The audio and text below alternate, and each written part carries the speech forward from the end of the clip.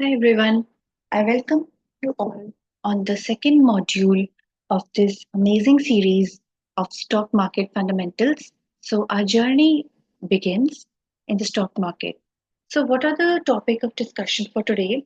We have very interesting topics, and I will tell in very simple terms for you to understand easily.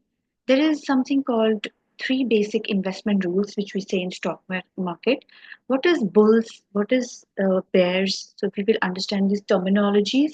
What is online trading? Where do we do that? And what is the SEB, SEBI when we say like we are securities is regulated by Securities and Exchange Board of India, stock market indices, and what do we look for in a company when we decide to buy shares of that company, and how to select a company. Basically, these are some of the major topics which we need to consider while making a share owner of a company. So, what are the basic investment rules? One of the most important investment rules to keep in mind is not to buy unlisted shares.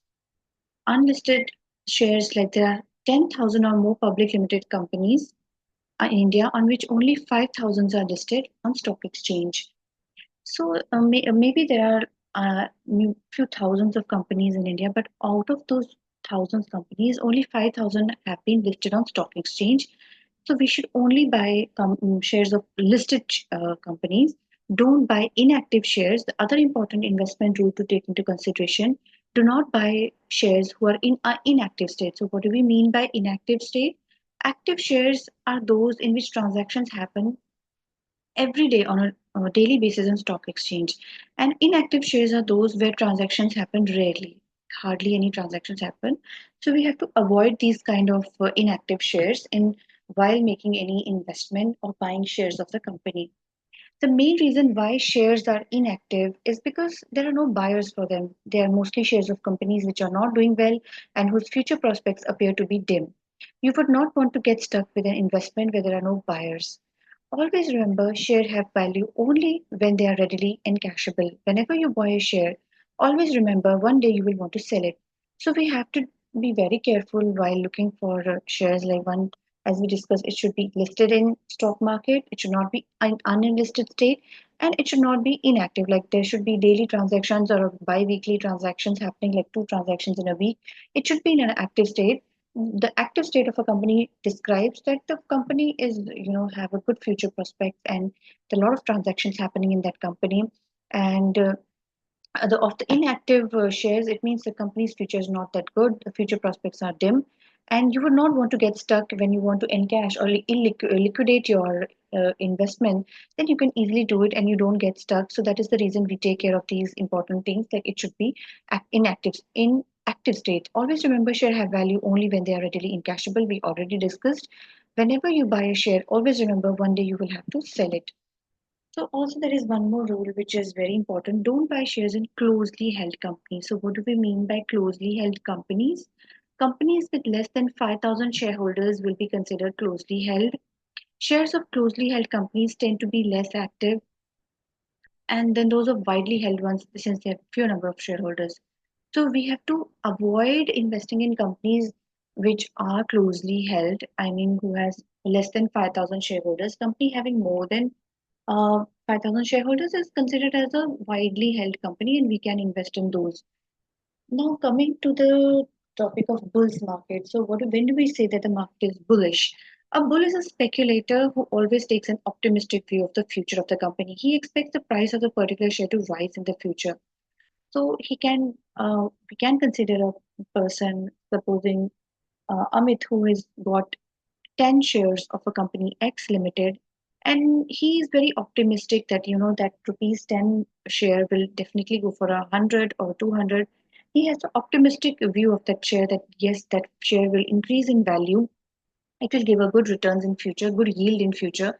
So that is the reason he, in the hope of selling them later at a higher price, he buys that share. So he is in a bullish market. He's investing in. He's a He's a bull investor. So when a lot of bull activity dominates the stock market, there is a general all-round rise in share prices.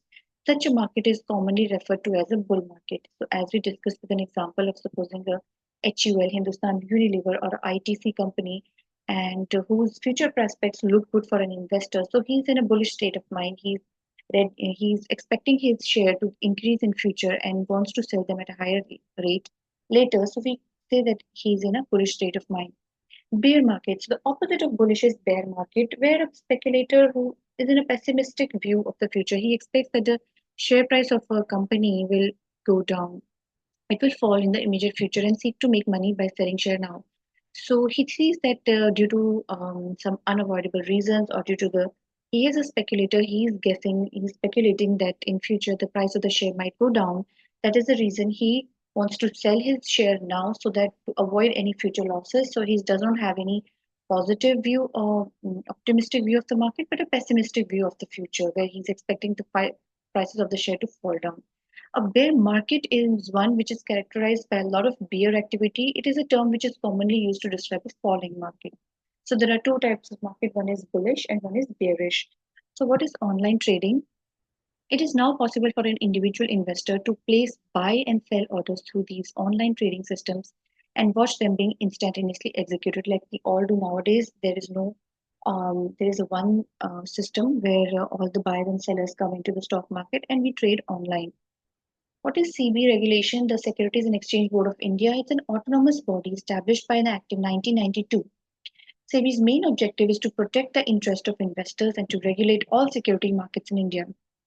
So this is very important. We have to be following the rules and regulations when we enter the stock market of India, regulated by SEBI, Stock Securities and Exchange Board of India. We have to follow the rules and all the quotations and the commissions which they charge while doing any transaction in a brokered format. So we have to follow those. So otherwise, if we fall out of the SEBI rules, then we will be penalized according to our work. What are stock market indices? The main purpose of a stock market index is to provide a means for measuring the overall trends in the share prices in the market. The stock market index is like an instrument that tracks the overall behavior of the stock market. Is basically an average of a carefully selected portfolio that represents the whole market. As it is understandable, if we want to find out the general trend of the whole stock market, not to going individually to the charts and bar graphs of individual shares, we go for a stock market index, which gives us a overall trends and the share prices in the market. It is provided the overall behavior of the stock market, whether it's a bullish or a bearish. So it index that gives us basically an average of a carefully selected portfolio, whether it's a top 50 stock market portfolio. It kind of represents the whole market. So what do we look for in a company? This is a very important question. Like what do we look in a company? Like there are so many aspects. There is balance sheet, profit and loss, investor guide. So what do we look for in a company? First and foremost is the management dynamic and forward looking. This is very important. We should have a company which the management is very good. A company can only be as good or as bad as its management. It is the management that provides the main driving force behind corporate performance. Don't go for labels, look for real picture. One way to find out whether a management is good or bad is to look at its past performance.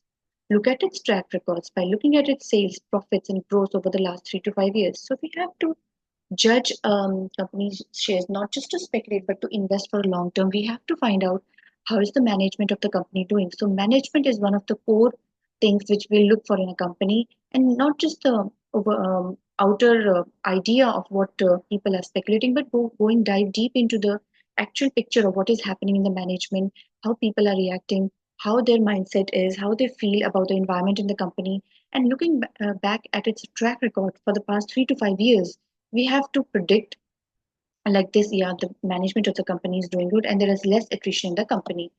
Also, how the management shown awareness of future business conditions and changing trends in business and industry. We have always seen that change comes like drastically, and if we are not able to cope up with the change which is coming in the industry, we will not be able to grow.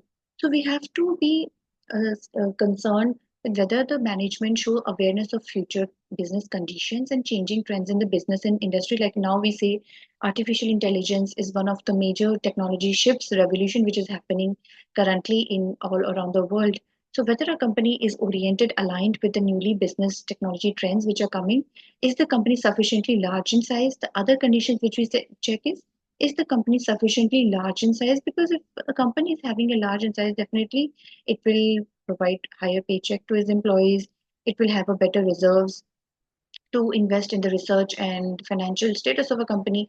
Large companies generally offer better investment opportunities than to smaller ones. Example, State Bank of India, Tata Steel, ITC Limited. Companies with an equity capital of less than 10 crore and sales less than 50 crore could be considered very small and should be avoided for investment. See, we're not talking about for an employee purpose, like when a person goes and joins in a startup or a company who is not even listed in the stock exchange. We're not talking about that. A person can join any company for a good salary, but here we are talking about investment. Which companies to invest in? Definitely, we should consider companies who are having definitely sufficient large in size because they will have reserves, they will have all the reserves for its investment. So they will look for better for its employees, provide better salaries, and definitely we should avoid companies for investment purpose at least whose turnover or capital less than 10 crore and sales of less than 50 crore. So these can be avoided. Does the company have a core competence or is it diversified? So there can be two things. Either nowadays we have seen company focused on the core competencies and they just outsource the other kind of verticals which they have created. They just focus on their core competencies. And sometimes company want to diversify. So it depends on the company's strategy, how they want to incorporate in their company. Diversification in their form of product range and diversified business operation. Example, Hindustan Unilever have a diversified range of products comprising soaps, detergents, toothpaste, and fertilizers. Diversification can also be achieved through geographical dispersal of factories and markets.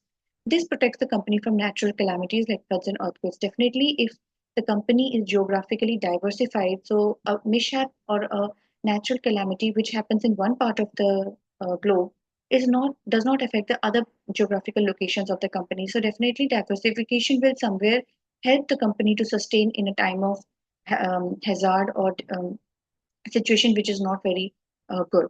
So diversifications in the form of products ranges can also sometimes help if when a consumer or the client is looking for a diversified kind of portfolio where they're sometimes looking for a toothpaste, sometimes they also want soaps and detergents, but sometimes company also favor core competencies. Like sometimes company only want to focus on their main competence. Like if they're a steel or aluminum based company, they don't want to invest in other ventures. They just want to focus on their core competencies, and they just want to outsource their maybe their logistics part to some other outside vendor, and they don't want to focus much of its they want to just compete on their core competencies. So sometimes we have to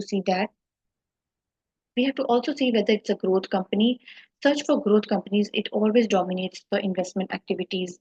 The company's environment, how the people are feeling, whether they are happy. Companies are linked to their industrial, commercial, and economic environments. Does the company have labor problems? Sometimes we have to definitely people have to feel good about the company in which they are working in. Then only they will stay there for long term and invest their time and energy in the company. Is the company internationally competitive? Is the company internationally competitive? We have to be look outwards. We just don't have to look inward within the country. We have to be good, having good standing in across the globe. It should be internationally competitive. Now, while selecting the company, there are some technological uh, technological terms also which we need to consider. One is earning per share. How is the earning per share happening? What's the profit, total profit, and divided by the total number of shares distributed. This also called PE ratio. The lower the PE ratio, the better the company because you'll get the returns on your investment earlier. So you have to check PE ratio is price upon the total number of shares distributed. So lower the earnings, price upon earnings of the share. So more is the earnings of the share, then automatically P by E comes in the down. So better is the chances of you to if E is higher, then P by E ratio is lesser. That means you will get your return of investment e- on early time. So you have to see which company is having PE ratio lower. You have to consider that. And earning per share, definitely you have to check which is having higher. And reserves. Reserves you have seen like a company should have a in terms of recession or a bad times for a company, they keep a huge amount in reserves, which can help them to invest in technology, research, R&D, and in shifts in the market like technological shifts. So we have to consider these terms as well while considering. So our mission is to, make you understand the ownership, how you can buy shares in a company, invest in the company for long term. So this is our future. You can contact us. We are also providing a full-time course This is we are just providing, for the minimal amount. Get in touch with us. You can contact us on WhatsApp us on 628-372-0458. You can also email us at sales@cornerstoneedvinfo.com. Thank you guys. Thank you for joining us. Stay tuned for more updates. Bye.